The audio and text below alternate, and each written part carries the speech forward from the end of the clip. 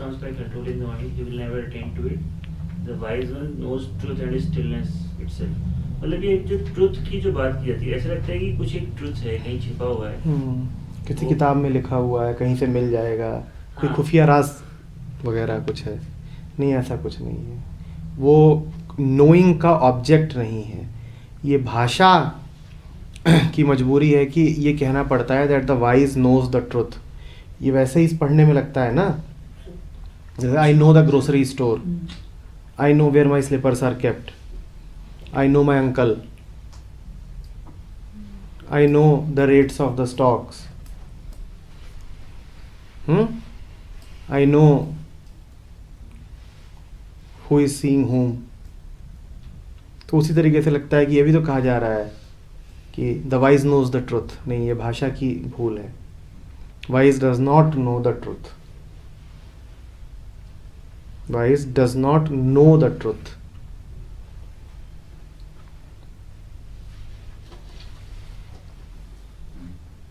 कोई सत्य नहीं है जिसे जाना जा सके, कोई सत्य नहीं है जिसे जाना सके। उसकी अगर आप तलाश कर रहे हो कि कहीं कोई छुपा हुआ खुफिया किसी कवर के नीचे, किसी सुरंग में, नदी के तल में, किसी किताब में,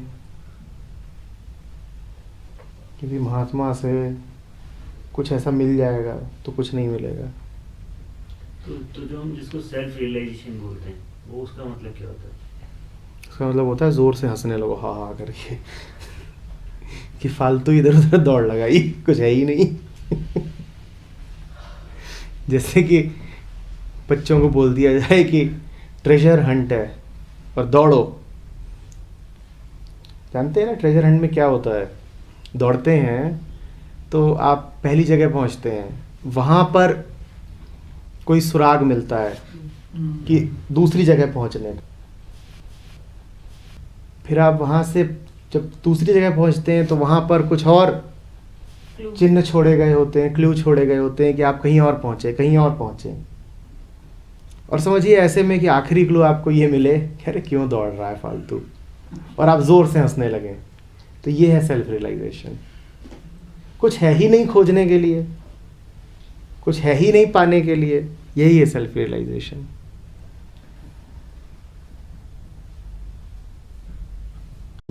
तो धर्म क्या है?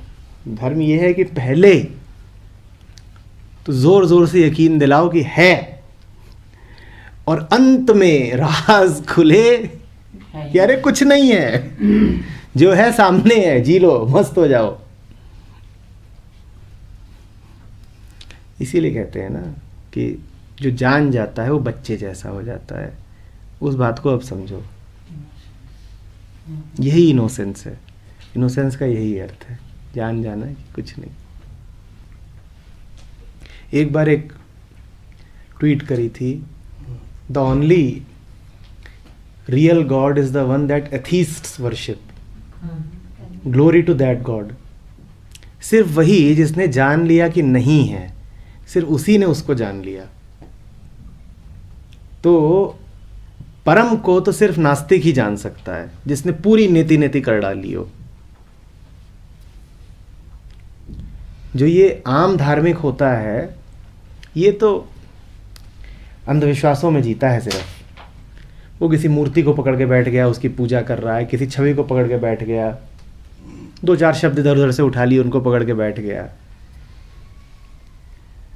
उसको जानने के लिए परम नास्तिक होना बहुत जरूरी है। जब परम नास्तिक धार्मिक होता है ना, तब धार्मिकता फूलती है। जिसने पहले गहराई से पूरी जान लगा के जोर से चिल्ला के कहा वो नहीं है, अगर वो एक दिन बोल पड़े कि है, तब समझिए किसी ने जाना। जो बचपन से ही कह रहा है, या तुम पैदा ही हुए हो रूढ़िवादी ब्राह्मण परिवार में, वहां दिन रात तुमने भजन कीर्तन आरती ही देखी है, मूर्तियां ही देखी हैं, तो तुम तो कहोगे ही कि है। तुम्हारे इस कहने में 2 कौड़ी की कोई कीमत नहीं है, इसकी कोई कीमत नहीं है तुम्हारे है कहने की। पहले जोर से कहो नहीं है, पहले चिल्ला के कहो नहीं है, फिर अगर कभी कह पाते हो कि नहीं है से आगे भी कुछ संभावना है, तब बात बनी।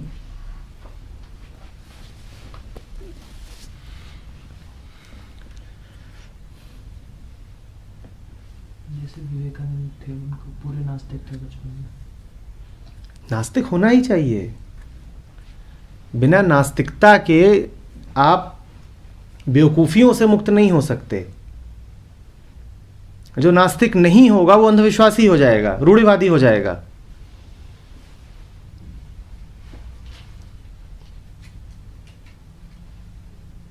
Glory to the god that atheists worship.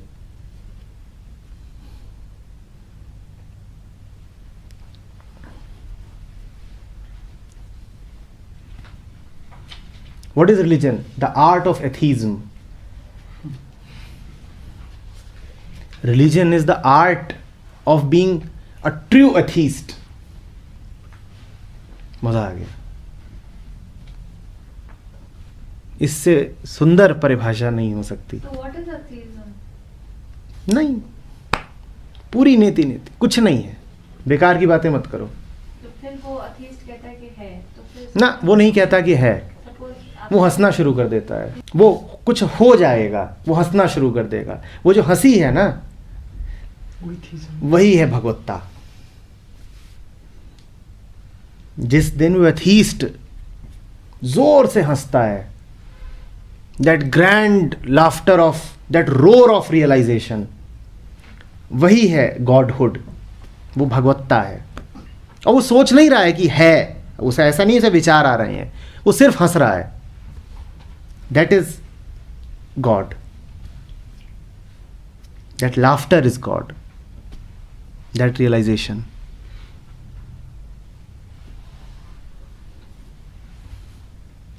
why we call him God Don't call it God, just call it laughter or realization? or realization.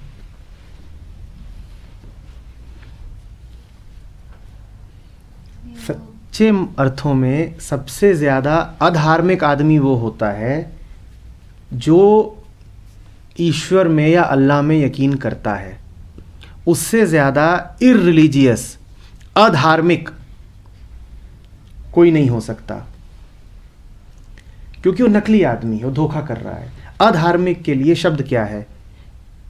धर्म माने ईमान, बेईमान। वो धोखा कर रहा है ना, बेईमान है। बेईमान ही तो अधार्मिक होता है, बेईमान, क्योंकि उसे पता नहीं है फिर भी कह रहा है कि है। तुम क्यों जा रहे हो घंटे घड़ियाल बजाने? तुम्हें कुछ पता है ये बेईमानी हुई कि नहीं हुई? तुम्हें पता कुछ नहीं है, तुम भजन करते हो। तो अगर आपको वाकई ऐसे लोगों की तलाश है जो बेईमान हो, तो मंदिरों, मस्जिदों, चर्चों के सामने पहुंच जाइए।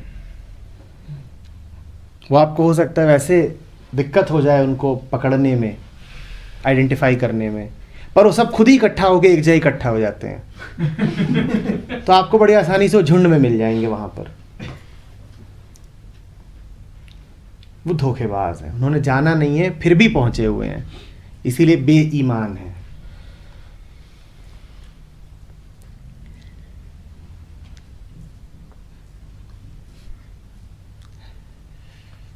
So even in the classes, students who are atheists, we find some energy in them, like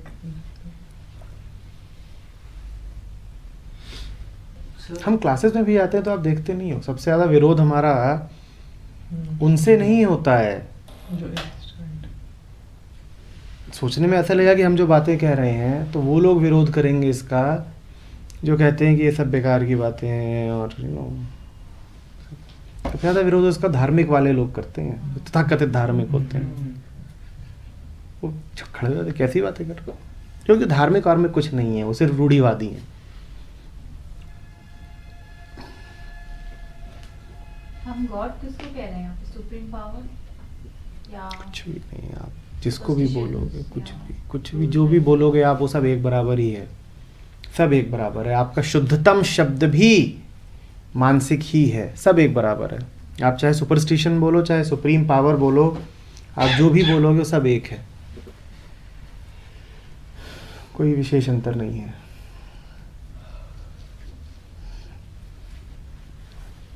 बोलिए जैसे बोलना है आपको। अब जितनी आपको पूरी अपनी जान लगा देनी है, वोकेबलरी दिखा देनी है, शब्दकोश खाली कर देना है, सब कर लीजिए। आप एक ही बात बोल रहे होंगे और वो जो आप बोल रहे हो झूठा है।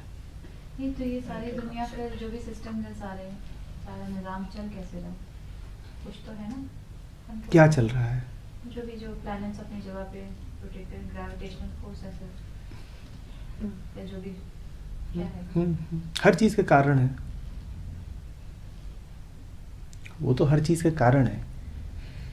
इतना आगे भी मत जाइए कि वो चल कैसे रहा है। ये पूछिए जो चल रहा है या जो चलता दिखता है वो है क्या? कुछ होगा तब ना चल रहा होगा। कुछ है भी जो चल रहा है।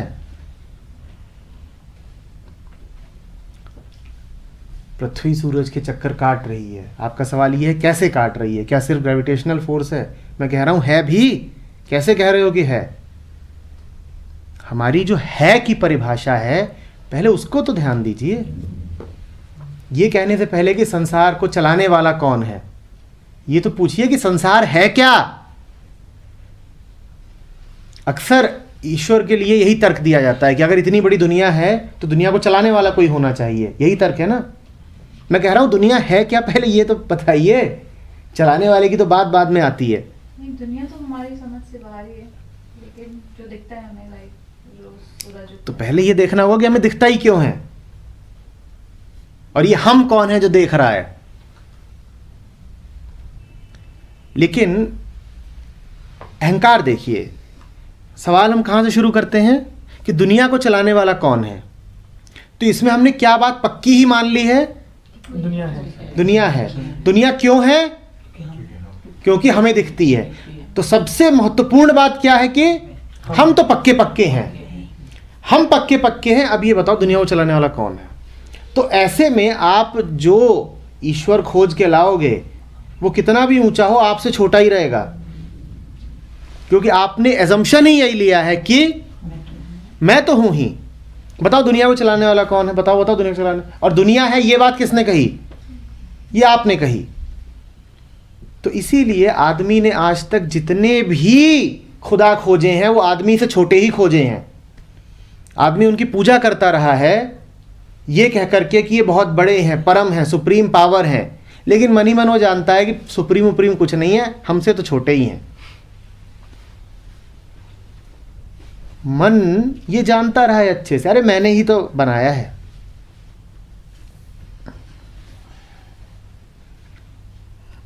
इसीलिए दुनिया कभी धार्मिक हो नहीं पाई, क्योंकि हमने ये नहीं पूछा कि दुनिया क्या है। हम पूछते हैं कि दुनिया चल कैसी रही है, और पूछेंगे दुनिया क्या है तो पूछना पड़ेगा मैं कौन हूं। मैं कौन हूं ये पूछना बड़े घाटे का सौदा है। अहंकार को बड़ी चोट लगती है। तो ये जो सारा खेल चल रहा है ये सिर्फ ईगो का खेल है। उस पर बड़े बड़े महल खड़े कर दिए गए हैं, बड़े बड़े महल खड़े कर दिए गए हैं, लेकिन उसके नीचे वो छोटी सी ईगो बैठी हुई है और कुछ भी नहीं है। बुनियाद उसकी वही है। जैसे कि कोई बादशाह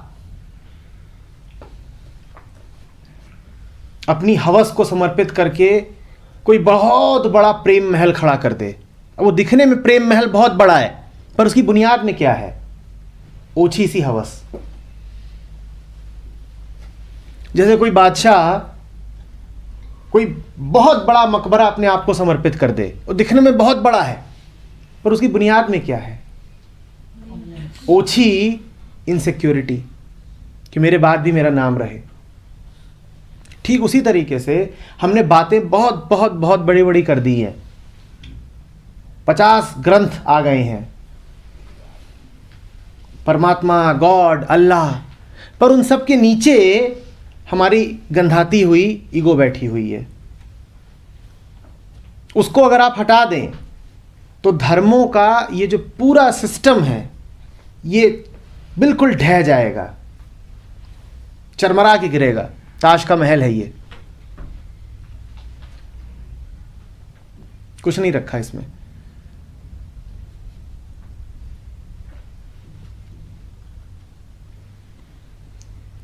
देखिए ना, यही तो हंसने की बात है। मैंने कहा वो लाफ्टर है। लेकिन धर्म को अलग अलग का अलग परसेप्शन है, लाइक वी आर थिंकिंग कि नेगेटिव है, सुपरस्टिशन है, ये वो, ये बांटता है, काटता है। लेकिन अगर धर्म को दूसरी तरह से देखा जाए, it's a code of conduct. जैसे अभी हम यहाँ बैठे हैं, यहाँ भी कोड ऑफ कंडक्ट है। आप अभी भी वो जो ग्रूव है ना जिसमें आप सोचती हैं उससे बाहर नहीं आ पा रही हैं। हाँ, इसलिए मैं हम देखते हैं, हम सोचते हैं। बात बहुत सीधी सी है, पूछिए कौन देखता है, कौन सोचता है? शुरुआत वहां से करिए ना। और ये लॉजिकल बात है, इसमें कोई अंधविश्वास नहीं है। इधर उधर की बात करें उससे अच्छा शुरू से शुरुआत करिए कि ये कौन पूछ रहा है, कोड ऑफ कंडक्ट किसको चाहिए। कि यदि एक ये पूछिए ना किसको। जब ये सवाल सामने आता है तो बुनियादें हिल जाती हैं, क्योंकि बुनियाद में तो सिर्फ अहंकार बैठा हुआ है। और आप चाहें तो इस पर आप बहुत बड़ी किताब लिख सकती हैं कि धर्म अनुशासन में रहने के लिए हमें दी गई एक दैवीय व्यवस्था है। और बहुत सारे धर्म हैं जो अपने आप को इसी रूप में देखते हैं कि आदमी का जीवन अनुशासन में बीते, तो इसके लिए उसे एक दैवीय व्यवस्था दी गई है जिसका नाम धर्म है। वो ये नहीं पूछते ना किसको दी गई है, अनुशासन माने क्या होता है।